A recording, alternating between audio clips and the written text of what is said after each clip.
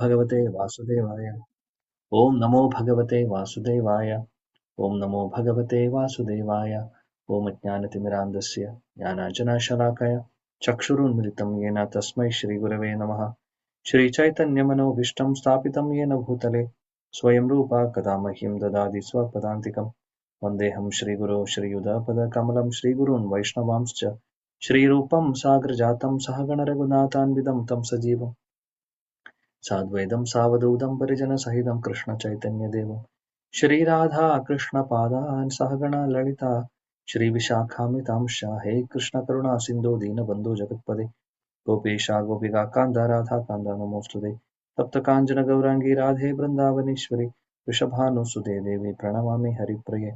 वञ्चाकल्पतरुभ्यश्च कृपा सिन्धुभ्येव च पतितानां पावनेभ्यो वैष्णवेभ्यो नमो नमः.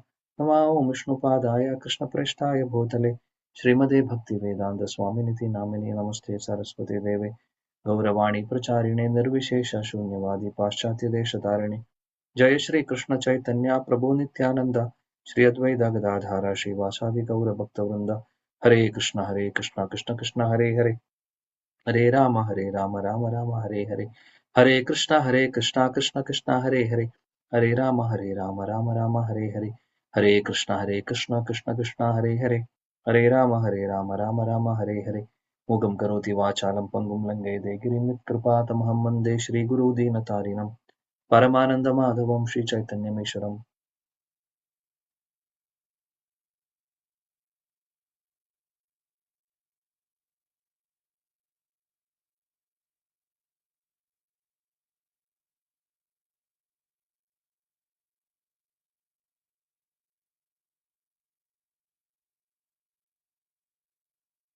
ഹരേ കൃഷ്ണ. പ്രിയപ്പെട്ട എല്ലാ ഭക്തർക്കും എന്റെ വിനീതമായ സാഷ്ടാംഗ പ്രണാമം. ഇന്ന് നമ്മൾ ചർച്ച ചെയ്യുന്നത് ശ്രീമദ് ഭാഗവതം, ഗ്രന്ഥരാജ് ശ്രീമദ് ഭാഗവതം, ഭാഗവതത്തിലെ പ്രഥമ സ്കന്ധം. 12 സ്കന്ധങ്ങളാണ് ഭാഗവതത്തിലുള്ളത്. 18,000 ശ്ലോകങ്ങൾ ഉള്ള ശ്രീമദ് ഭാഗവതത്തിലെ ആദ്യത്തെ സ്കന്ധം മാത്രമായിട്ടുള്ളൂ. നമ്മൾ ആദ്യത്തെ സ്കന്ധത്തിലാണ് ഇപ്പോൾ നിൽക്കുന്നത്. അധ്യായം 13 നമ്മൾ ചർച്ച ചെയ്യുന്നത്. ഈ ഒരു അധ്യായത്തിൽ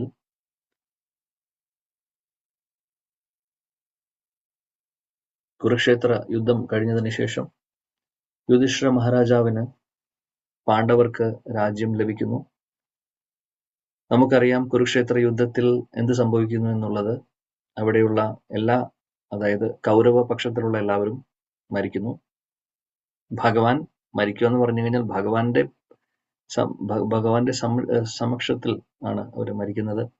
ആക്ച്വലി അവരുടെ ശരീരം മാത്രമേ നഷ്ടപ്പെടുന്നുള്ളൂ. ആത്മീയതലത്തിൽ നോക്കുവാണെങ്കിൽ ആർക്കും മരണമില്ല, അല്ലെ? അതാണ് ഭഗവത്ഗീതയിലെ ആദ്യത്തെ പ്രഥമമായിട്ടുള്ള ഏറ്റവും പ്രധാനപ്പെട്ട ഒരു ശിക്ഷ, അല്ലെങ്കിൽ ഒരു പ്രധാനപ്പെട്ട നിർദ്ദേശം, അല്ലെങ്കിൽ അറിവ് നമുക്ക് പറഞ്ഞു തരുന്നത്. നമ്മൾ ശരീരമല്ല, ആത്മാവാണ് എന്നുള്ളത്. മരിക്കുക എന്ന് പറയുന്നത് ചുരുക്കം പറഞ്ഞു കഴിഞ്ഞാൽ, നമ്മൾ മരിക്കുക എന്നുള്ള മലയാളത്തിൽ നമ്മൾ പറയും. മരിക്കുക എന്ന് പറഞ്ഞ് അതിന്റെ അർത്ഥം എന്ന് പറഞ്ഞു കഴിഞ്ഞാൽ ഈ ശരീരം നശിക്കുന്നു, അത്രയേ ഉള്ളൂ. ഈ ശരീരം നശിച്ച് ആത്മാവ് വേറെ ശരീരത്തിലേക്ക് പ്രവേശിക്കുന്നു. അതാണ് മരണം. മരണം എന്ന് പറഞ്ഞു കഴിഞ്ഞാൽ അത്രയേ ഉള്ളൂ. ശരീരത്തിന്റെ കൂടെ, പക്ഷെ ഭൗതിക ലോകത്തിലുള്ള സമയത്ത് ശരീരത്തിന്റെ കൂടെ എന്ത് പോകുന്നു? സൂക്ഷ്മ ശരീരം, ശരീരത്തിന്റെ കൂടെയുള്ള ശരീരം നശിക്കുന്നു. സൂക്ഷ്മ ശരീരം, സ്ഥൂല ശരീരം എന്ന് പറയുന്ന 2 കാര്യങ്ങളുണ്ട്. നമ്മൾ പുറമേ കാണുന്ന ഈ ശരീരം, നമ്മുടെ ഈ ഒരു ബോഡി എന്ന് പറയുന്നതാണ് സ്ഥൂല ശരീരം. ഭൂമി അപ്പോ അനലോ വായു ഖം മനോ ബുദ്ധിർ ഏവച്ച അഹങ്കാരം ഇതീന്തെ ഭിന്ന പ്രകൃതി അഷ്ട ധാതുക്കൾ കൊണ്ട് ഉണ്ടാക്കിയിട്ടുള്ളതാണ് ഈ കാണുന്ന സ്ഥൂല ശരീരം. ഇംഗ്ലീഷിൽ പറയുകയാണെങ്കിൽ ബോഡി, മെറ്റീരിയൽ ബോഡി എന്ന് പറയും. അതായത് ഭൂമി എന്ന് പറഞ്ഞു കഴിഞ്ഞാൽ ഭൂമിയിലെ എർത്ത് എലമെന്റ് ഭൂമി. അപ്പോ വെള്ളം, അനലോ അഗ്നി, വായു, ഖം എന്ന് പറഞ്ഞാൽ ആകാശം, അല്ലെങ്കിൽ സ്പേസ്, ആകാശം ബേസിക്കലി. പിന്നെ മനസ്സ്, ബുദ്ധി, മിഥ്യാഹങ്കാരം. ഇങ്ങനെ അഷ്ടധാതുക്കൾ കൊണ്ടാണ് ഈ ഒരു ശരീരം നിർമ്മിച്ചിട്ടുള്ളത്. ഇതിലെ ആദ്യത്തെ ഭൂമി, അപ്പോ, അനലോ, വായുഘം എന്ന് പറയുന്ന ആദ്യത്തെ പഞ്ചഭൂതം എന്ന് പറയുന്നത്, ആ പഞ്ചഭൂതം കൊണ്ടാണ് നമ്മുടെ ഈ പുറമെ കാണുന്ന ശരീരം ഉണ്ടാക്കിയിട്ടുള്ളത്. ഈ പുറമെയുള്ള ശരീരത്തെ സ്ഥൂല ശരീരം എന്ന് നമ്മൾ വിളിക്കുന്നു. സൂക്ഷ്മ ശരീരമാണ് മനസ്സും ബുദ്ധിയും മിഥ്യാഹങ്കാരവും. അപ്പോൾ സ്ഥൂല ശരീരം, സൂക്ഷ്മ ശരീരം. അപ്പോൾ നമുക്ക് ഓരോരുത്തർക്കും നമുക്കെല്ലാവർക്കും രണ്ട് ശരീരമുണ്ട് ശരിക്കും എന്ന് പറയുമ്പോൾ എളുപ്പത്തിൽ മനസ്സിലാക്കാൻ പറയുന്നു. പുറമെ കാണുന്നത് സ്ഥൂല ശരീരം, കാണാൻ പറ്റാത്തതാണ് സൂക്ഷ്മ ശരീരം. കാണാൻ പറ്റാത്തതിന്റെ സൂക്ഷ്മ ശരീരത്തിന്റെ ഭാഗമാണ് മനസ്സ്. മനസ്സ് ആർക്കെങ്കിലും നമുക്ക് പറയാൻ സാധിക്കും എവിടെയാണ് എന്നുള്ളത്? ചിലവർ പറയും ഇവിടെയാണ് മനസ്സ്, ഹൃദയത്തിലാണ് മനസ്സ് എന്നുള്ളത്. ആക്ച്വലി മനസ്സിന് ഒരു സ്ഥലമില്ല. അതായത് മനസ്സെന്ന് പറഞ്ഞു കഴിഞ്ഞാൽ നമ്മുടെ ചിന്തകൾ എവിടെയാണോ അവിടെയാണ് മനസ്സ്. ഇപ്പോൾ കേരളത്തിൽ ഇരുന്നു കൊണ്ട് നമ്മൾ അമേരിക്കയെ കുറിച്ച് ചിന്തിക്കുകയാണെങ്കിൽ മനസ്സ് അവിടെയാണ്, അമേരിക്കയിലാണ്. ഇപ്പോൾ അമേരിക്കയിൽ ഇരിക്കുന്ന ഞാനിപ്പോ കേരളത്തെ കുറിച്ച് ചിന്തിക്കുകയാണെങ്കിൽ, ഗുരുവായൂർ അമ്പലം ചിന്തിക്കുകയാണെങ്കിൽ എന്റെ മനസ്സ് ഗുരുവായൂർ അമ്പലത്തിലാണ്. അങ്ങനെയാണ്. അപ്പോൾ ഒരു പൊസിഷൻ നമുക്ക് ചെയ്യാൻ ഒരു സ്ഥലത്താണ് എന്ന് പറയാൻ സാധിക്കില്ല. അതേപോലെ തന്നെയാണ് ബുദ്ധി നമുക്ക് ലൊക്കേറ്റ് ചെയ്യാൻ സാധിക്കില്ല. പറയുമ്പോൾ നമ്മൾ ബ്രെയിനിനകത്താണെന്നൊക്കെ പറയും, പക്ഷേ എന്നാലും സൂക്ഷ്മമാണ്, നമുക്ക് ലൊക്കേറ്റ് ചെയ്യാൻ സാധിക്കില്ല. അതേപോലെ മിഥ്യാഹങ്കാരം എന്ന് പറഞ്ഞു കഴിഞ്ഞാൽ നമ്മുടെ ഉള്ളിലുള്ള ആ ഒരു ചിന്ത. എന്താണ് ചിന്ത? എങ്ങനെയുള്ള ചിന്തകളാണ്? ഞാൻ ഈ ശരീരമാണ്, ഞാൻ ആത്മാവല്ല, ഞാൻ ഈ ഭൗതിക ലോകത്തിലെ ആളാണ്, ഭഗവാനുമായിട്ട് ഒരു കണക്ഷനും ഇല്ല. അതായത് ശരിയായിട്ടുള്ള മിഥ്യാഹങ്കാരം എന്ന് പറഞ്ഞു കഴിഞ്ഞാൽ, ശരിയായിട്ടുള്ള അഹങ്കാരം അല്ലെങ്കിൽ ശരിയായിട്ടുള്ള അറിവ് എന്ന് പറഞ്ഞു കഴിഞ്ഞാൽ, ഞാൻ ഭഗവാന്റെ അംശമാണ്, ഞാൻ ഭഗവാന്റെ സേവകനാണ് എന്നുള്ള അറിവാണ് ശരിയായിട്ടുള്ള അഹങ്കാരം. നമ്മൾ പറയില്ലേ, അഹങ്കാരം എന്ന് പറഞ്ഞു കഴിഞ്ഞാൽ രണ്ട് രീതിയിൽ പറയാം. ഒന്ന് നെഗറ്റീവായിട്ട് നമ്മൾ പറയും, ഭയങ്കര അഹങ്കാരിയാണെന്ന് പറയും, അല്ലെ? പറയാറ് അഹങ്കാരി എന്ന് പറഞ്ഞാൽ നമ്മൾ സ്വന്തമായിട്ട് വലിയ ആളാണെന്ന് വിചാരിക്കുന്നു, അതാണ് അഹങ്കാരം, അല്ലെ? ഞാൻ ആരോ ആണ്, സംഭവമാണെന്ന് വിചാരിക്കുന്നത്. അതേപോലെ രണ്ട് പോസിറ്റീവ് രീതിയിൽ അഹങ്കാരം എന്ന് പറഞ്ഞാൽ നമ്മൾ പറയൂലോ, അപ്പോൾ അമ്മയും അച്ഛനും, കുട്ടി നന്നായി പഠിക്കുന്ന ഒരു കുട്ടി സ്കൂളിൽ പോയി നല്ല മാർക്കൊക്കെ വാങ്ങിച്ച് കോളേജിൽ അല്ലെങ്കിൽ സ്കൂളിൽ ഫസ്റ്റായി വീട്ടിലേക്ക് മെഡലുമായിട്ട് വരുമ്പോൾ എന്താണ് പറയുക അച്ഛനും അമ്മയും? I am proud of you my son, അല്ലെ? പറയില്ലേ, ഞങ്ങൾ അഭിമാനിക്കുന്നു നിന്റെ ഈ ഒരു നേട്ടത്തിൽ എന്ന് പറയുന്നു. ആ അഭിമാനം പോസിറ്റീവ് ആയിട്ടുള്ളതാണ്, അല്ലെ? എന്നാൽ നമ്മൾ പറയുന്ന മിഥ്യാ അഹങ്കാരം എന്ന് പറയുന്നത്, അതിലും പോസിറ്റീവ് അല്ല, അഹങ്കാരം എന്ന് പറയുന്നത് പോസിറ്റീവ് നെഗറ്റീവ് ഉണ്ട്. അതിൽ ശരിയായിട്ടുള്ള അഹങ്കാരം അല്ലെങ്കിൽ ശരിയായിട്ടുള്ള അഭിമാനം എന്ന് പറയുന്നത് എന്താണ്? ഞാൻ ഭഗവാന്റെ അംശമാണ് എന്ന് പറയുന്ന അഭിമാനമാണ് നമുക്ക്. ഞാൻ ഭഗവാന്റേതാണ്. എന്റെ പിതാവ് എന്ന് പറയുന്ന അച്ഛൻ ഭഗവാനാണ്. നമ്മുടെ എല്ലാവരുടെയും, മനുഷ്യരുടെ മാത്രമല്ല, ദേവന്മാരുടെ, ദേവതമാരുടെ, മൃഗങ്ങളുടെ, ചെടികൾ, മരങ്ങൾ, എല്ലാത്തിന്റെയും പിതാവ് ഭഗവാൻ തന്നെയാണ്, അല്ലെ? ആ തിരിച്ചറിവ്, അതേപോലെ ഭഗവാന്റെ സേവകരാണ് നമ്മൾ എന്നുള്ള ഒരു അറിവ്, ഇതാണ് ശരിയായിട്ടുള്ള അഹങ്കാരം. അപ്പോൾ നമ്മൾ പറയും അഭിമാനമാണ് നമ്മുടെ, ഞാൻ ഭഗവാന്റെ സ്വന്തം ആളാണെന്ന് പറയുന്നത്. നേരെ മറിച്ച് മിഥ്യാഹങ്കാരം എന്ന് പറഞ്ഞാൽ അത് നെഗറ്റീവായിട്ടുള്ള ഒരു സെൻസിൽ വരുന്നു. എന്താണ്? ഞാൻ ഇതെല്ലാം എന്റേതാണ്, ഈ കാണുന്നതെല്ലാം ഇതെന്റെ വീട്, എന്റെ നാട്, എന്റെ കാറ്, അല്ലെങ്കിൽ ഞാനും എന്റേത് എന്ന് പറയുന്ന ആ ഒരു, അതായത് ഭഗവാനെ നമ്മൾ അതിൽ മറക്കുന്നു. ഈ ലോകം ഇതെല്ലാം എന്റേതാണെന്നുള്ളൊരു ഒരു ധാരണ നമുക്ക് വരുന്നു. അതാണ് മിഥ്യാഹങ്കാരം. ഈ മിഥ്യാഹങ്കാരം എന്ന് പറഞ്ഞാൽ ഫാൾസ് ഈഗോ എന്ന് പറയും ഇംഗ്ലീഷിൽ. മിഥ്യ എന്ന് പറഞ്ഞാൽ തെറ്റായിട്ടുള്ള അഹങ്കാരമാണ്, നെഗറ്റീവ് ആയിട്ടുള്ള ഒരു കാര്യമാണ്.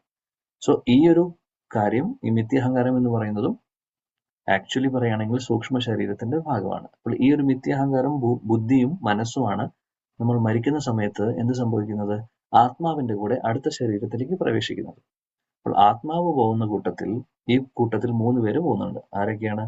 സൂക്ഷ്മ ശരീരങ്ങൾ, മനസ്സും ബുദ്ധിയും മിഥ്യാഹങ്കാരവും. സ്ഥൂല ശരീരമോ നശിക്കുന്നു. മരിക്കുന്നതോടുകൂടി നമ്മുടെ സ്ഥൂല ശരീരം നശിക്കുന്നു. പുറമേ കാണുന്ന ശരീരം, അല്ലെ?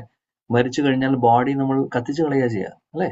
നമുക്കറിയാം കാര്യം. അതിൽ നിന്ന് പോവേണ്ട ആള് പോയി. ആത്മാവും പരമാത്മാവും സൂക്ഷ്മ ശരീരവും കൂടെ പോയി. ഈ സൂക്ഷ്മ ശരീരം നമ്മൾ ഈ ലോകം വിടുന്നത് വരെ, അതായത് ഭൗതിക ലോകം വിടുന്നത് വരെ നമ്മുടെ കൂടെ ഉണ്ടാവും.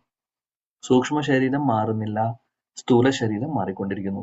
ഇന്ന് മനുഷ്യ ശരീരത്തിൽ നമ്മൾ ഇരിക്കുന്നു, നാളെ നമ്മൾ നമ്മുടെ കർമ്മം അനുസരിച്ച് മൃഗമായിട്ട് ജനിക്കുകയാണെങ്കിൽ നമ്മുടെ കൂടെ സ്ഥൂല ശരീരം ഉണ്ടാവില്ല.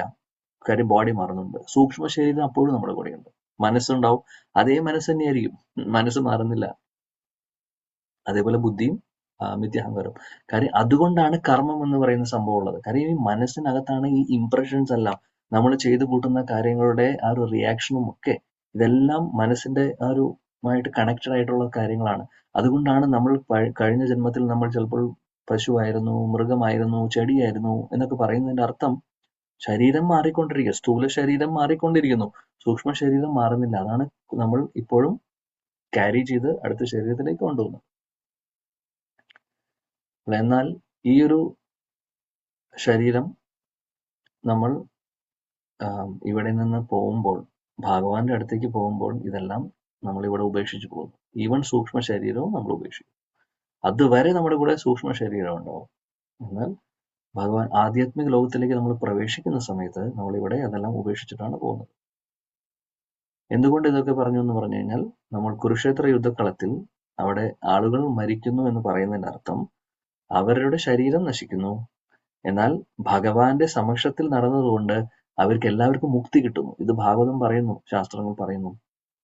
ഒരാൾക്ക് പോലും അവിടെ നഷ്ടം സംഭവിച്ചിട്ടില്ല. അതിൽ പല ആളുകളും ആക്ച്വലി മുക്തിക്ക് വേണ്ടി യോഗ്യതയില്ലാത്തവരും ഉണ്ടായിരുന്നു, അവർക്ക് പോലും യോഗ്യത കിട്ടുന്നു. കാര്യം ഭഗവാന്റെ സമക്ഷത്തിലാണ്, ഭഗവാന്റെ മുമ്പിലാണ് ഇതൊക്കെ സംഭവിക്കുന്നത്. അപ്പോൾ അവിടെ മരിച്ചവർക്ക് എല്ലാവർക്കും ഗുണമേ ഉണ്ടായിട്ടുള്ളൂ, ആർക്കും ഒന്നും ദോഷം സംഭവിച്ചിട്ടില്ല. അതുകൊണ്ട് കുരുക്ഷേത്ര യുദ്ധം എന്ന് പറയുന്നത് ആക്ച്വലി അതിന്റെ റിസൾട്ട് എന്ന് പറയുന്നത് എല്ലാവർക്കും നന്മയും ഉണ്ടായിട്ടുള്ളൂ. ഒരിക്കലും വിചാരിക്കരുത് ഒരുപാട് ആൾക്കാരെ കൊന്നു, ആർക്കും ഒന്നും സംഭവിച്ചിട്ടില്ല, എല്ലാവർക്കും മുക്തി കിട്ടുന്നത്. ഒന്ന് ആലോചിച്ച് നോക്കൂ. കോടിക്കണക്കിന് ആളുകളായിരുന്നു എന്നാണ് പറയുന്നത് ആ യുദ്ധത്തിൽ. എല്ലാവർക്കും ഒരേപോലെ എല്ലാവർക്കും മുക്തി കിട്ടുന്നു. ഓരോരുത്തരുടെ ക്വാളിഫിക്കേഷൻ ഇല്ലാത്തവർക്കും. കാര്യം എന്താണ്? ഭഗവാന്റെ മുമ്പിലാണ് നടക്കുന്നത്. ഭഗവാന്റെ കൈകൊണ്ട് മരിക്കുന്ന അസുരന്മാരെല്ലാവർക്കും മുക്തി കിട്ടുന്നുണ്ട്. നമുക്കറിയാം, പൂതന, തൃണാവൃത, ശകടാസുരൻ, അതേപോലെ അഗാസുർ, ഒരുപാട് അസുരന്മാര്, ബക്കാസുർ എന്ന് നമ്മൾ ദശമസ്കന്ധത്തിൽ കേട്ടിട്ടുണ്ട്. ഒരുപാട് അസുരന്മാര് കൃഷ്ണൻ കുട്ടിക്കാലത്ത് ഉള്ള സമയത്ത് വൃന്ദാവനത്തിൽ ഈ അസുരന്മാരൊക്കെ ഉപദ്രവിക്കാൻ വരുമ്പോൾ കൃഷ്ണൻ കൊല്ലുന്നത്. എന്നാൽ ആ അസുരന്മാർക്ക് എല്ലാവർക്കും മുക്തി കിട്ടുന്നു. ഭഗവാന്റെ കൈകൊണ്ടോ ഭഗവാന്റെ സമക്ഷത്തിലോ മരണം സംഭവിക്കുന്നുണ്ടെങ്കിൽ അവർക്ക് മുക്തി ഉറപ്പാണ്. അതാണ് അതിന്റെ പ്രത്യേകത.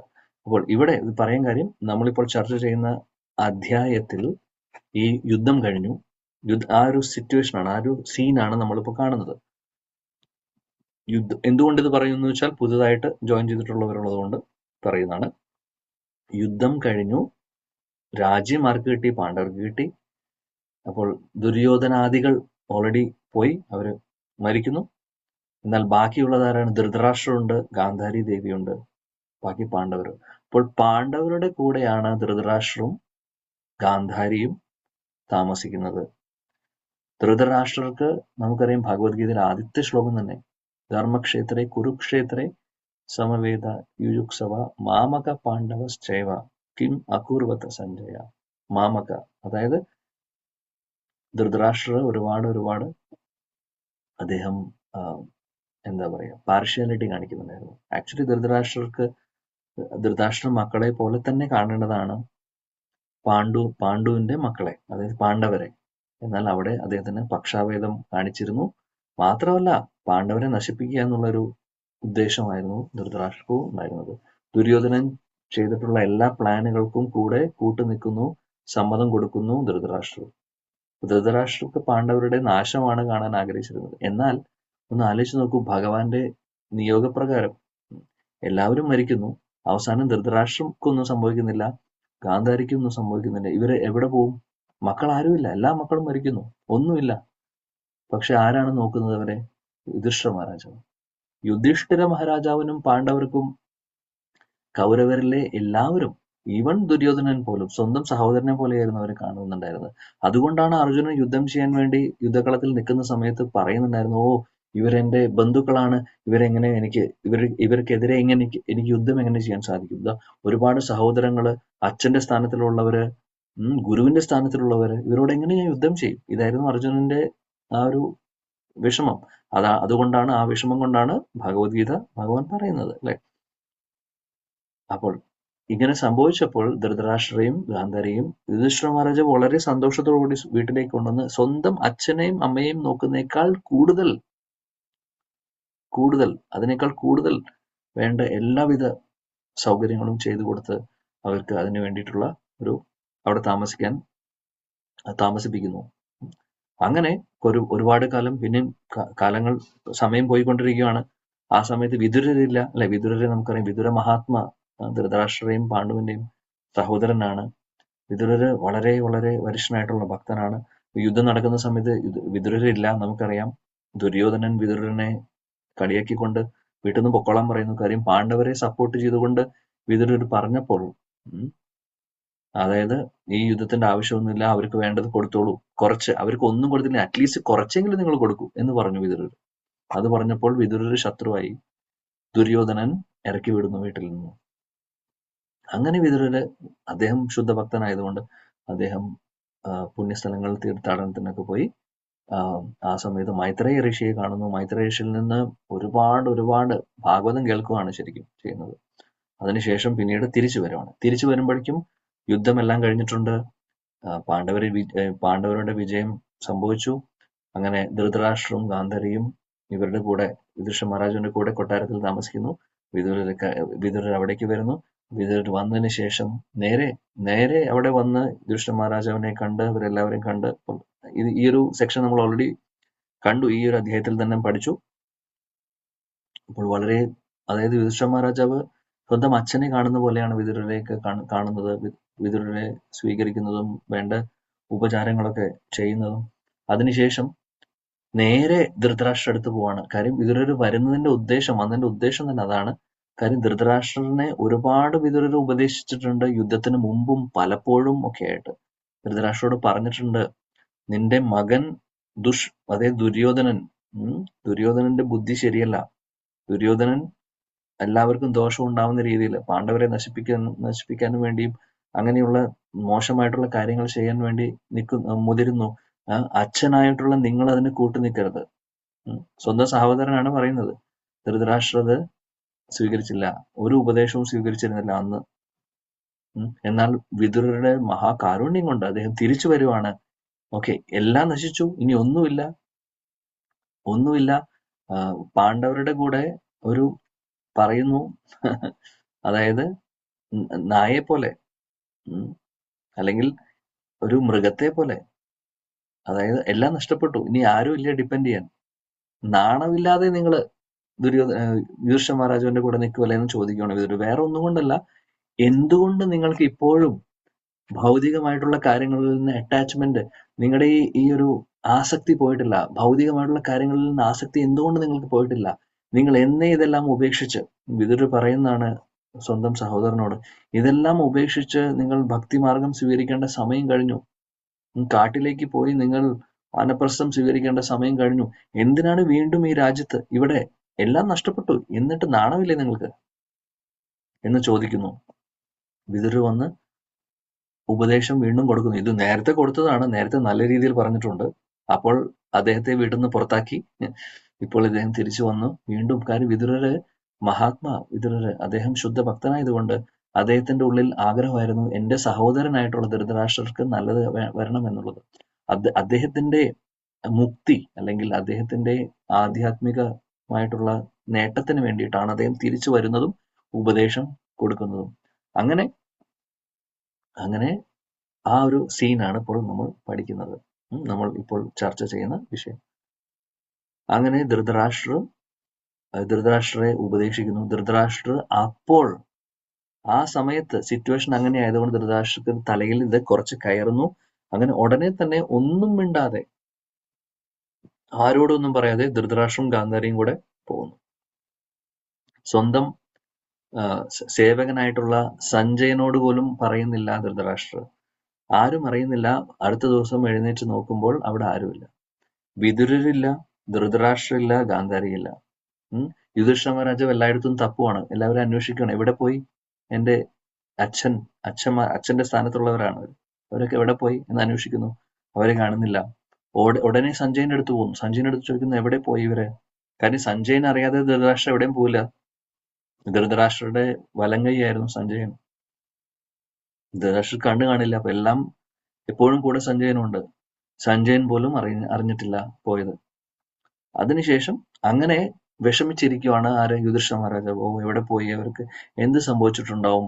ഒരുപാട് പ്രായമായിട്ടുള്ളവരല്ലേ, ഇനി അവർക്ക് എന്തെങ്കിലും അപകടം സംഭവിച്ചിട്ടുണ്ടാവോ?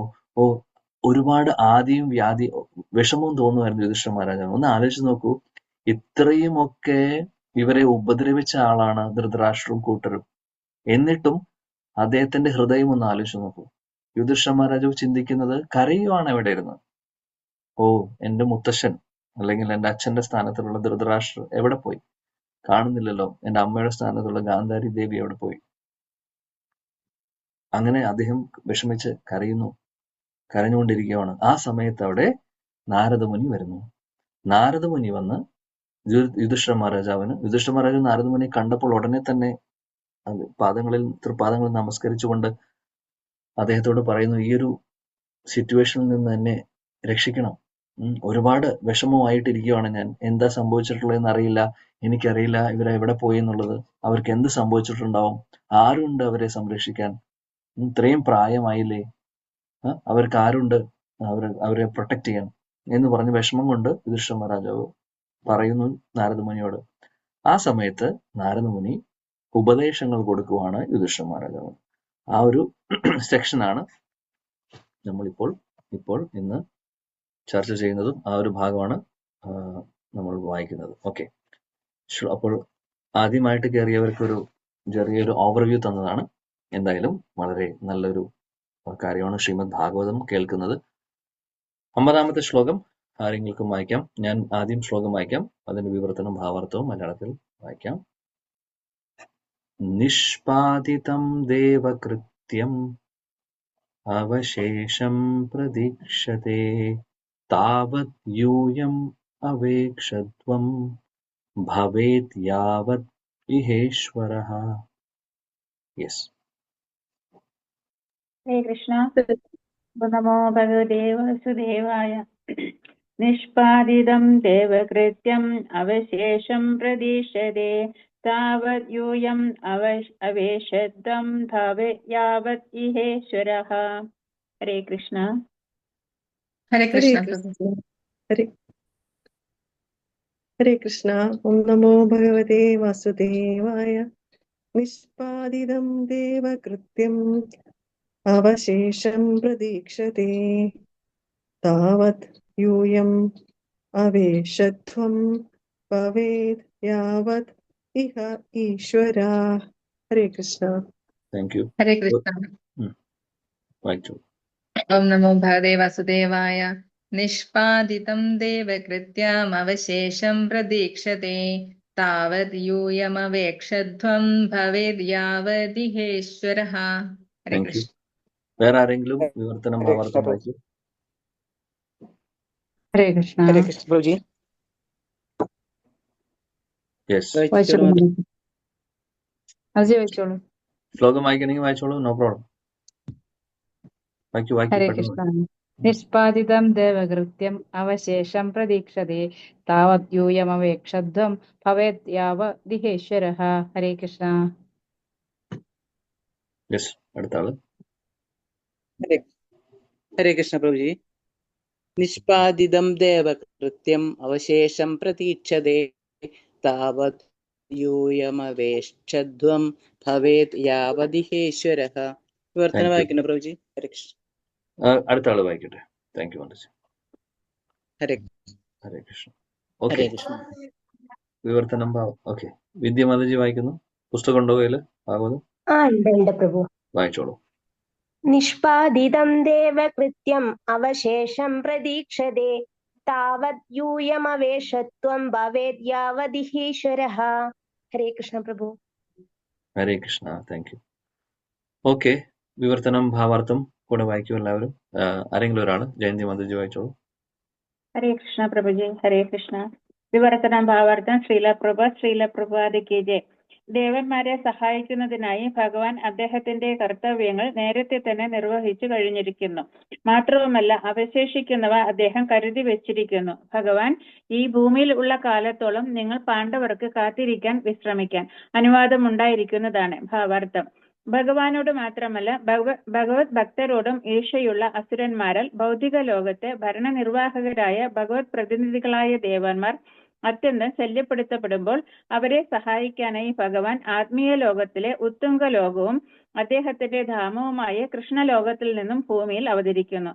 മുകളിൽ പരാമർശിച്ച പോലെ ഭൗതിക ലോകത്തിലെ വിഭവങ്ങളെ അടക്കി ഭരിക്കാനുള്ള ഉത്കടമായ ആഗ്രഹത്താലും അവരെല്ലാം ആരാധിക്കുന്ന ഈശ്വരനെ അനുകരിച്ച് അപ്രകാരമായി തീരാനുമുള്ള തീവ്രമായ വ്യഗ്രതയാലും നയിക്കപ്പെടുകയാൽ ബദ്ധജീവാത്മാക്കൾ അവരുടെ സ്വന്തം താത്പര്യാർത്ഥം ഭൗതിക സംസർഗത്തിൽ ഭാഗഭാക്കുകളായി തീരുന്നു. ഏവരും ഈശ്വരനെ അനുകരിച്ച് അപ്രകാരമായി തീരാൻ വൃഥാ പരിശ്രമിക്കുന്നു. അത്തരം കപട ദൈവങ്ങൾക്കു മധ്യേ ഉച്ഛണ്ഡമായ മത്സര്യമുണ്ട്. അത്തരം പ്രതിയോഗികളെ പൊതുവെ അസുരന്മാർ എന്ന് വിശേഷിപ്പിക്കുന്നു. ലോകത്തിൽ അസുരന്മാരുടെ എണ്ണം ക്രമാതീതമാകുമ്പോൾ ഭഗവത് ഭക്തർക്ക് ഇത് നരകമായി ഭവിക്കുന്നു. അസുരന്മാരുടെ ക്രമാതീതമായ വളർച്ച കാരണം നൈസർഗികമായി ഭഗവത് സേവനത്തിൽ പ്രതിജ്ഞാർപ്പിതരായ സാമാന്യ ജനങ്ങളും ഉന്നത ലോകത്തിലെ ദേവന്മാരും ഉൾപ്പെടെയുള്ള പരിശുദ്ധ ഭഗവത് ഭക്തന്മാരും ആശ്വാസത്തിനായി ഭഗവാനോട് പ്രാർത്ഥിക്കുന്നു. തന്നിമിത്തം ഭഗവാൻ സ്വധാമത്തിൽ നിന്നും ഭൂമിയിലേക്ക് അവതരിക്കുകയോ അദ്ദേഹത്തിന്റെ പ്രതിനിധികളായ ചില ഭക്തരെ മാനവ സമൂഹത്തിലെ അഥവാ മൃഗസമൂഹത്തിലെ പോലും പതിതാവസ്ഥയെ മാറ്റി വീണ്ടും സമാധാനം പുനഃസ്ഥാപിച്ച് മാനവ സമൂഹത്തിന്റെയും മൃഗസമൂഹത്തിന്റെയും പുനഃസംവിധാനത്തിനായി നിയോഗിച്ചയക്കുന്നു. അത്തരം ശിഥിലീകരണം മാനവ സമുദായത്തിൽ മാത്രമല്ല മൃഗസമൂഹങ്ങളിലും പക്ഷികളിലും ഉന്നത ലോകങ്ങളിലെ ദേവന്മാരുൾപ്പെടെയുള്ള സർവ്വസമൂഹങ്ങളിലും സർവ്വസാധാരണമാണ്. കംസൻ, ജരാസന്ധൻ, ശിശുപാലൻ എന്നിവരെ പോലുള്ള അസുരന്മാരെ പരാജയപ്പെടുത്താൻ ശ്രീകൃഷ്ണ ഭഗവാൻ സ്വയം അവതരിച്ചു. മഹാരാജാവ് യുധിഷ്ഠിരന്റെ ഭരണകാലത്ത് മിക്കവാറും എല്ലാ അസുരന്മാരെയും ഭഗവാൻ വധിച്ചു. ഇപ്പോൾ ഭഗവാൻ സ്വേച്ഛയാൽ ഏതു കുലത്തിലാണ് അവതരിച്ചത് ആ യദുവംശത്തെ ഉന്മൂലനം ചെയ്യാനായി കാത്തിരിക്കുന്നു. സ്വന്തം സനാതനധാമമായ വൃന്ദാവനത്തിൽ മടങ്ങിച്ചെല്ലുന്നതിന് മുമ്പ് അവരെ കൈക്കൊള്ളാൻ ഭഗവാൻ കാംക്ഷിച്ചു. വിതുരരെ പോലെ നാരദനും യദുവംശത്തിന്റെ വിഭീഷകമായ ഉന്മൂലനത്തെ സംബന്ധിച്ച് യാതൊന്നും സ്പഷ്ടീകരിച്ചില്ല. എന്നാൽ രാജാവിനും അദ്ദേഹത്തിന്റെ ഭ്രാതാക്കൾക്കും ദൈവവശാൽ ഭവിക്കുന്ന ആ വിധിവരെയും ഭഗവാൻ പ്രയാണം ചെയ്യുന്നതുവരെയും കാത്തിരിക്കാൻ പരോക്ഷമായൊരു സൂചന ശ്രീ നാരദൻ നൽകി. ഹരേ കൃഷ്ണ പ്രഭുജി. Thank you. Hare Krishna. Thank you. ഇവിടെ വളരെ ഈ ഒരു സെക്ഷൻ, ഇത് കഴിഞ്ഞിട്ടുള്ള അധ്യായങ്ങളൊക്കെ കുറച്ച് നമുക്ക് വിഷമമുള്ള ഭാഗങ്ങളാണ്. ഭഗവാൻ തിരിച്ചു പോകുന്ന തിരിച്ച് ആധ്യാത്മിക ലോകത്തിലേക്ക് പോകുന്നതിനെ കുറിച്ചൊക്കെ പറയുന്നൊരു ഭാഗം വരുന്നുണ്ട്. അതിനു മുമ്പുള്ള ഒരു സെക്ഷനാണ് ഇപ്പോൾ നമ്മൾ പഠിക്കുന്നത്. അപ്പോൾ പാണ്ഡവരുടെ വിജയത്തിന് ശേഷം നമ്മൾ പറഞ്ഞു ധൃതരാഷ്ട്ര പോകുന്നു, താമസിക്കുന്നു കൂടെ കുറച്ചു കാലം. അതിനുശേഷം വിതുരരുടെ നിർദ്ദേശപ്രകാരം അദ്ദേഹം എല്ലാം ഉപേക്ഷിച്ച് പോകുന്നു. അപ്പോൾ നാരദ മുനി ഹിന്റ് കൊടുത്തുകൊണ്ടിരിക്കുകയാണ്. അതായത് നിങ്ങൾ പേടിക്കേണ്ട ആവശ്യമില്ല, വിഷമിക്കേണ്ട ആവശ്യമില്ല, അവർക്ക് ഒന്നും സംഭവിച്ചിട്ടില്ല, അവർക്ക് നല്ലതേ സംഭവിക്കുള്ളൂ. ധൃതരാഷ്ട്രവും ഗാന്ധാരിക്കും നന്മയേ ഉണ്ടായിട്ടുള്ളൂ, അവർക്ക് നല്ല ഒരു ഫ്യൂച്ചറാണ് കിട്ടാൻ പോകുന്ന കാര്യം. അവര് എല്ലാം ഉപേക്ഷിച്ച് അവര് ഭഗവാനെ ധ്യാനിക്കാൻ വേണ്ടിയേ പോകുന്നത് കാട്ടിലേക്ക്. അപ്പോൾ അതുകൊണ്ട് അവരുടെ കാര്യം നിങ്ങൾ ആലോചിച്ച് വിഷമിക്കേണ്ട ആവശ്യമില്ല, അവർക്ക് നല്ലതേ സംഭവിക്കുള്ളൂ എന്ന് പറഞ്ഞ ഉറപ്പ് നാരദമുനി കൊടുക്കുന്നു യുധിഷ്ഠിര മഹാരാജാവിന്. കൂട്ടത്തിൽ ഒരു കാര്യം കൂടെ യുധിഷ്ഠിര മഹാരാജാവിനോട് സൂചിപ്പിക്കുകയാണ് ഇവിടെ. അതാണ് ഈ ശ്ലോകത്തിൽ പറയുന്നത്. അതായത് നിങ്ങൾ നിങ്ങളുടെ ഡ്യൂട്ടി എല്ലാം, നിങ്ങളുടെ കർത്തവ്യങ്ങളെല്ലാം ചെയ്യൂ. അത് കാര്യം ഇവർക്ക് രാജ്യം കിട്ടി, രാജ്യം അവരുടെ കയ്യിലാണ്, ക്ഷത്രിയരാണ്, രാജ്യം ഭരിക്കണം, പ്രജകളെ നോക്കണം, അതെല്ലാം ചെയ്യൂ. ആ കാലം എത്ര കാലമാണ് നിങ്ങൾക്കുള്ളത് അത്രയും കാലം നിങ്ങൾ അത് ചെയ്തിട്ട് അതിനുശേഷം ഭഗവാൻ കൃഷ്ണൻ തിരിച്ച് സ്വധാമത്തിലേക്ക് തിരിച്ചു പോകും. ഭഗവാൻ തിരിച്ച് ആധ്യാത്മിക ലോകത്തിലേക്ക് തിരിച്ചു പോകുന്നു. അതുവരെ നിങ്ങളുടെ കാര്യങ്ങളൊക്കെ കർത്തവ്യങ്ങളെല്ലാം ചെയ്ത് മുന്നോട്ട് പോയിക്കോളൂ. അതിനുശേഷം ബാക്കി കാര്യം നോക്കാം. കാര്യം ഇവരുടെ റിട്ടയർമെന്റ് ഉണ്ട് അല്ലെ. യുധിഷ്ഠിര മഹാരാജാവും പാണ്ഡവരും ഒരു സമയം ഭഗവാന്റെ ഇനി നമ്മൾ മുന്നോട്ട് പഠിക്കുന്ന കാര്യമാണ്.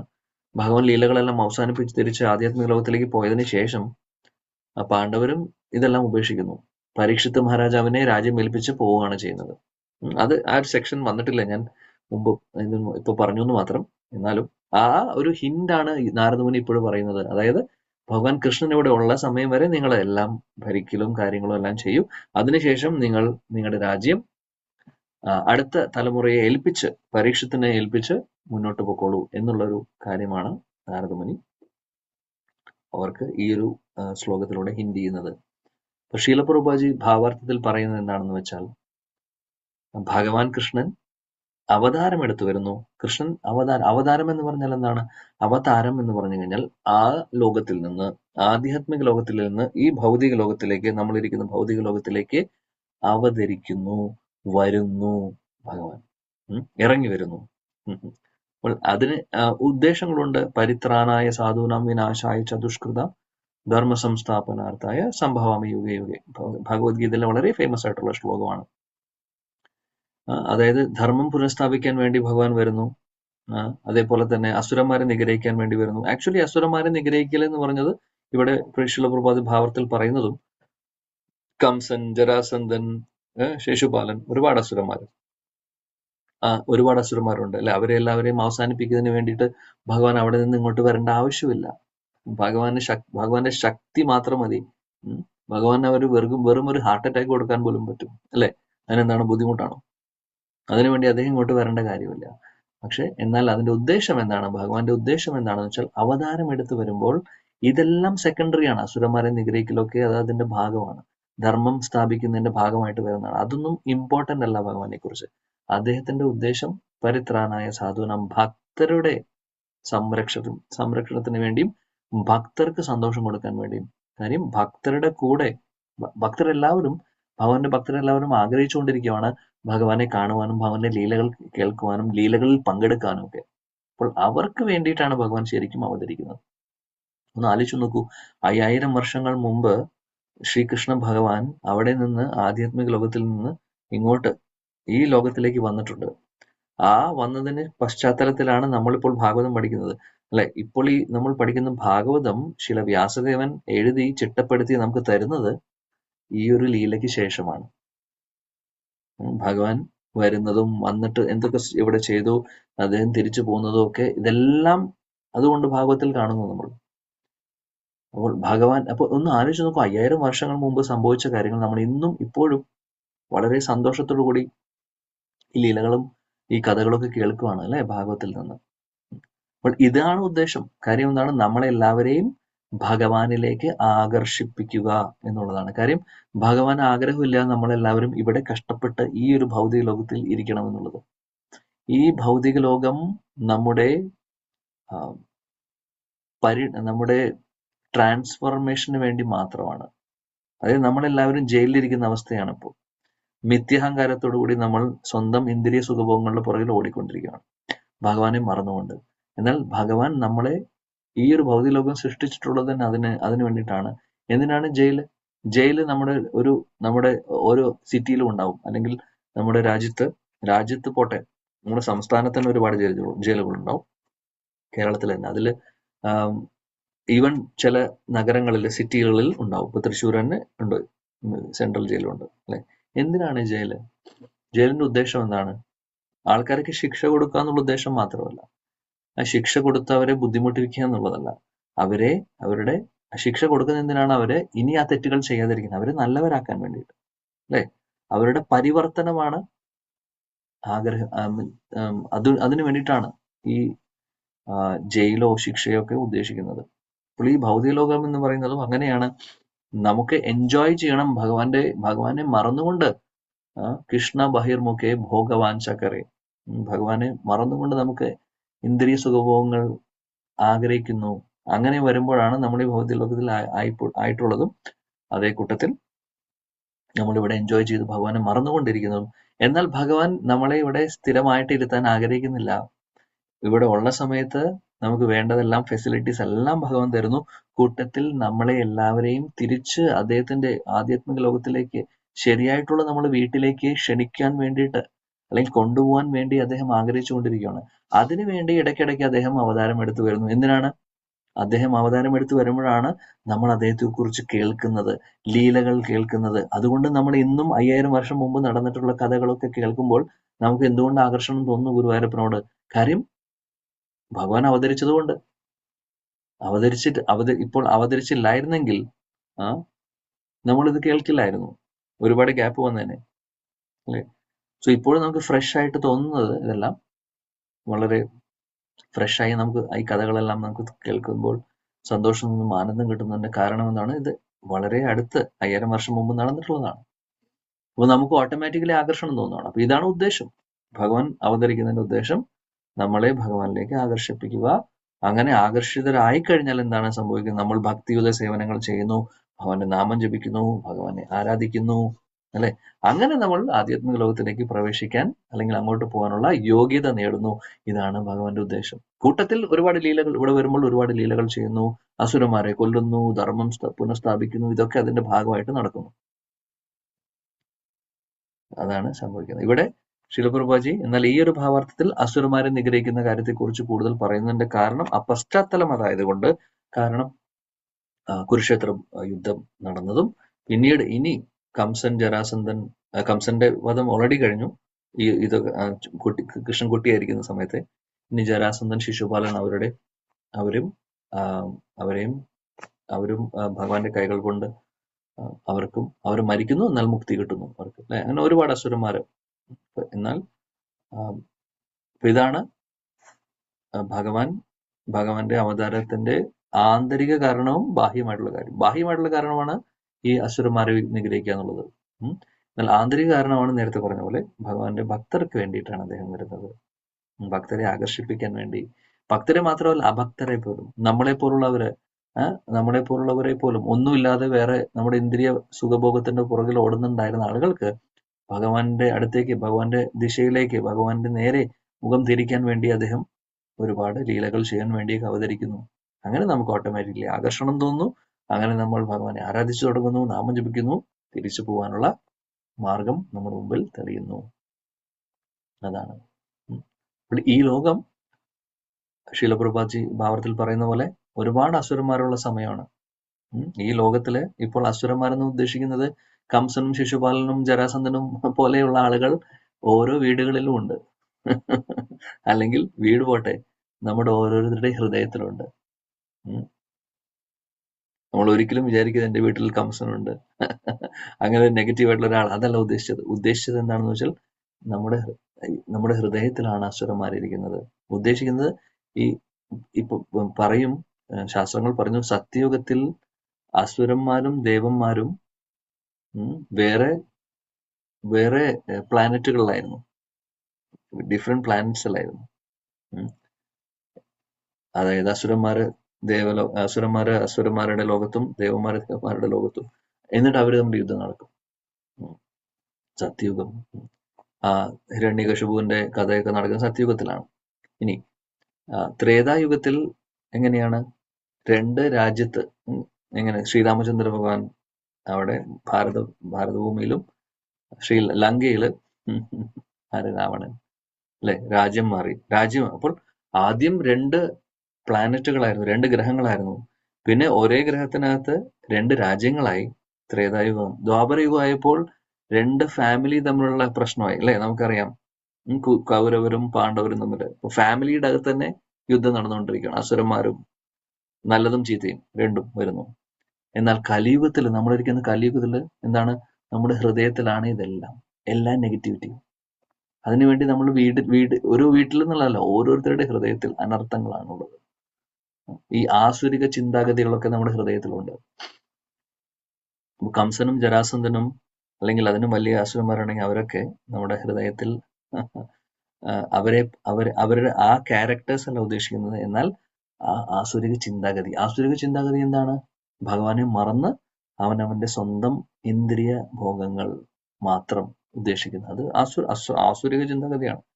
സുരന്മാരെന്ന് ദേവന്മാരെ വിളിക്കുന്നത് എന്തുകൊണ്ടാണ്? സുരന്മാർ എന്ന് പറഞ്ഞു കഴിഞ്ഞാൽ ഭഗവാനെ ആരാധിക്കുന്നവരാണ്. അസുരന്മാരെന്ന് പറഞ്ഞാൽ ഭഗവാന്റെ ശത്രുക്കൾ, ഭഗവാനെ ശത്രുവായിട്ട് കാണുന്നവരാണ്. അതാണ് വ്യത്യാസം. അപ്പൊ നമ്മൾ ഭഗവാനെ മറന്നുകൊണ്ട് ജീവിക്കുകയാണെങ്കിൽ നമ്മൾ ശരിക്കും അസുരന്മാരാണ്. പേരൊക്കെ ഉണ്ടാവും, നല്ല പേരൊക്കെ ഉണ്ടാവും. നമുക്ക് നല്ല പേരൊക്കെ ഉണ്ടാവും. സ്കൂളിലും കോളേജിലൊക്കെ എല്ലാവരും നമ്മൾ നല്ല പേരൊക്കെ വിളിക്കും. പക്ഷെ ഉള്ളിൽ ആസുരിക ചിന്താഗതിയാണെങ്കിൽ ശരിക്കും പറയുകയാണെങ്കിൽ നമ്മളും ഹിരണ്യകശിപുവും തമ്മിലും നമ്മളും കംസനും തമ്മിൽ വലിയ വ്യത്യാസമുണ്ടോ? കാര്യം ചിന്തകളിൽ ആസുരികമായിട്ടുള്ള ഭാവം ഉണ്ടെങ്കിൽ. അപ്പോൾ അതാണ് ഈ ലോകത്തിലെ അവസ്ഥ. അപ്പൊ നമുക്ക് നമ്മുടെ അവസ്ഥ അതാണ്. നമ്മൾ ഓരോരുത്തരുടെ ഉള്ളിലും ഈ ആസുരിക ചിന്താഗതികളുണ്ട്. എന്നാൽ വിഷമിക്കേണ്ട ആവശ്യമില്ല. അതിനുള്ളതാണ് ശാസ്ത്രങ്ങൾ. ശാസ്ത്രങ്ങൾ നമുക്ക് ഭഗവാൻ തന്നിട്ടുള്ളത്, ശ്രീമദ് ഭാഗവതം ഭഗവത്ഗീതയൊക്കെ എന്തിനാണ് തന്നിട്ടുള്ളത്? ആ ആസുരിക ചിന്താഗതി മാറ്റി ഭഗവാനെ നമ്മൾ ഹൃദയത്തിൽ സ്ഥാപിച്ച് ഭഗവാനെ ആരാധന ചെയ്ത് നാമം ജപിച്ച് തിരിച്ചു ഭഗവത്ധാമത്തിലേക്ക് പോകാൻ നമുക്ക് അവസരം കിട്ടുന്നു. ശൃണുവതാം സ്വകഥാ കൃഷ്ണ പുണ്യശ്രവണ കീർത്തന ഹൃദയന്തസ്ഥോ ഹി അഭദ്രാണി വിധൂനോദി സുഹൃത്സദാം. ശ്രീമദ് ഭാഗവതത്തിൽ വന്നിരുന്ന ശ്ലോകമാണ്. ശൃണുവതാം സ്വകഥാ കൃഷ്ണ. ഭഗവാൻ കൃഷ്ണനെ കുറിച്ചുള്ള കഥകൾ അല്ലെങ്കിൽ ഭഗവാൻ കൃഷ്ണനും കൃഷ്ണന്റെ ഭക്തരെ കുറിച്ചുള്ളത്, അതായത് ശ്രീമദ് ഭാഗവതം, ഭഗവാൻ പറയുന്നത് ഭഗവത്ഗീതയാവട്ടെ ഭാഗവതമാവട്ടെ കേൾക്കുകയാണെങ്കിൽ എന്താണ് സംഭവിക്കുന്നത്? സ്വകഥാ കൃഷ്ണ പുണ്യശ്രവണ കീർത്തന.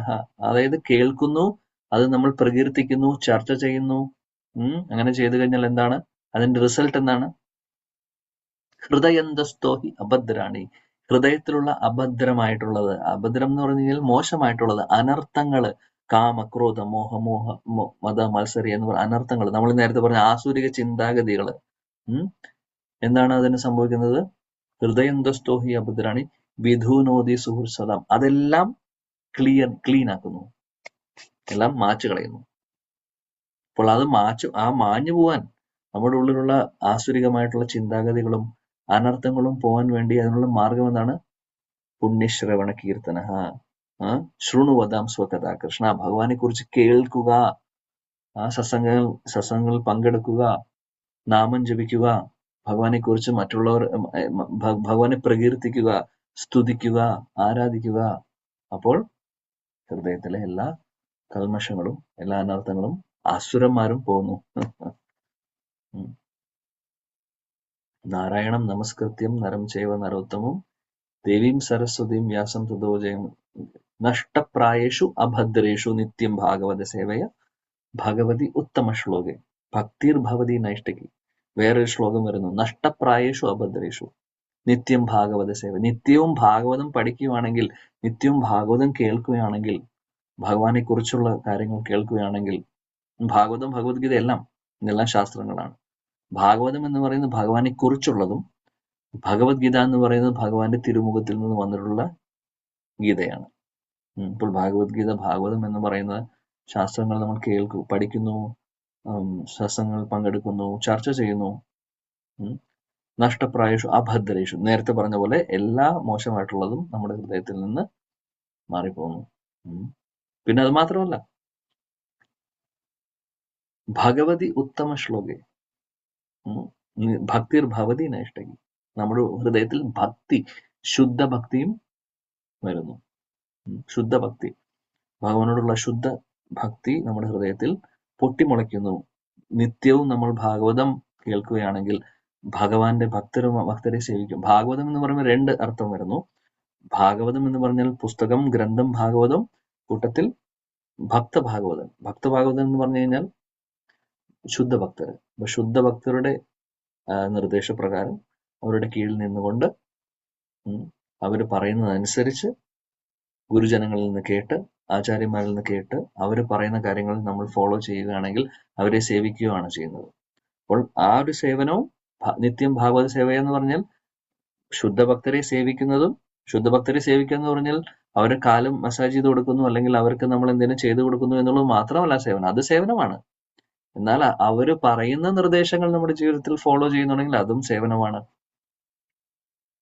ഭഗവാന്റെ ശുദ്ധഭക്തരെ സേവിക്കുക, മഹാഭാഗവതരെ സേവിക്കുക, കൂട്ടത്തിൽ ഭാഗവതം കേൾക്കുക, പഠിക്കുക, ഭഗവത്ഗീത കേൾക്കുക, പഠിക്കുക, ശാസ്ത്രങ്ങൾ പഠിക്കുക, ചർച്ച ചെയ്യുക. അങ്ങനെ ചെയ്തു കഴിഞ്ഞാൽ അഭദ്രമായിട്ടുള്ളതെല്ലാം നമ്മുടെ ഹൃദയത്തിൽ നിന്ന് പോകുന്നു.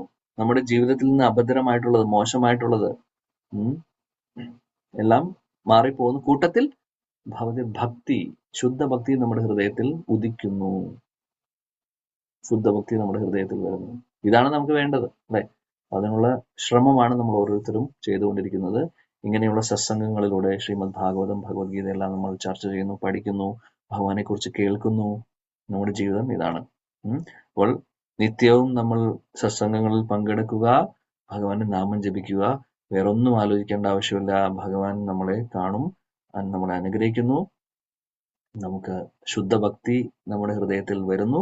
മാത്രമല്ല, നമ്മൾ നല്ല രീതിയിൽ അത് പരിശീലിക്കുകയാണെങ്കിൽ, ഭഗവാൻ പറയുന്നതനുസരിച്ച്, ഗുരുജനങ്ങളും ആചാര്യന്മാരും പറയുന്നതനുസരിച്ച് നമ്മളത് നല്ല രീതിയിൽ നമ്മൾ ആചരിക്കുകയാണെങ്കിൽ നമ്മുടെ ജീവിതത്തിൽ ഈ പറയുന്ന കാര്യങ്ങളും കേൾക്കുന്ന കാര്യങ്ങളും, പിന്നെ ഒരു സംശയവും വേണ്ട, തിരിച്ച് നമ്മൾ ഭഗവാന്റെ അടുത്തേക്ക് പോകുമെന്നുള്ളത്, ഈ ഒരു ശരീരം നശിക്കുന്നതോട് കൂട്ടത്തിൽ നമ്മൾ ഭഗവാൻ ആധ്യാത്മിക ലോകത്തിലേക്ക് നമ്മൾ പോകുമെന്നുള്ളതിന് ഒരു സംശയവും വേണ്ട. നമ്മളത് ചെയ്യുക.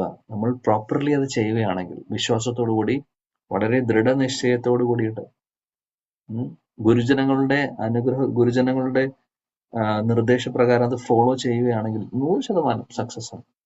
ഇതിനൊരു സംശയവുമില്ല. അങ്ങനെ അങ്ങനെ നേടിയിട്ടുള്ളവർ ഒരുപാട് പേരുണ്ട്. നമുക്കും സാധിക്കും. സാധിക്കാത്ത കാര്യമല്ല. ശ്രമം നമ്മുടെ ഭാഗത്തുനിന്ന് വേണം, വിശ്വാസം നമുക്ക് വേണം, മാത്രമല്ല ദൃഢനിശ്ചയം വേണം. ഇതെല്ലാം ചെയ്യാൻ ഉത്സാഹവും വേണം. ഉത്സാഹത്തോടു കൂടി നാമം ജപിക്കുക, ഉത്സാഹത്തോടു കൂടി സത്സംഗങ്ങളിൽ പങ്കെടുക്കുക. അതാണ് നമ്മൾ ചെയ്യേണ്ടത്. ബാക്കി നമ്മുടെ ഉത്സാഹം കാണുമ്പോൾ, ഭക്തിയിൽ മുന്നോട്ട് പോകാൻ, ഭഗവത് സേവനങ്ങൾ ചെയ്യാനുള്ള ഉത്സാഹം ഭഗവാൻ നമ്മളിൽ കാണുമ്പോൾ, അദ്ദേഹത്തിന്റെ മഹാകാരുണ്യം നമ്മളിൽ വരുന്നു. കൂടുതൽ അവസരങ്ങൾ കിട്ടാൻ അദ്ദേഹം നമ്മളെ സഹായിക്കുന്നു. ഓക്കെ, സോ അത് പറഞ്ഞുകൊണ്ട് ഞാനിവിടെ അവസാനിപ്പിക്കുന്നു. ഭഗവാന്റെ മഹാകാരുണ്യം ഉണ്ടെങ്കിൽ നമ്മൾ അടുത്ത ആഴ്ചയിൽ ബാക്കി നമുക്ക് കണ്ടിന്യൂ ചെയ്യാം.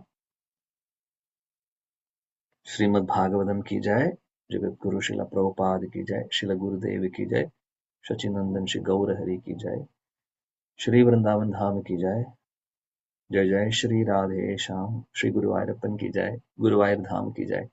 Thank you. हरे कृष्ण. हरे कृष्ण हरे कृष्ण, प्रणाम.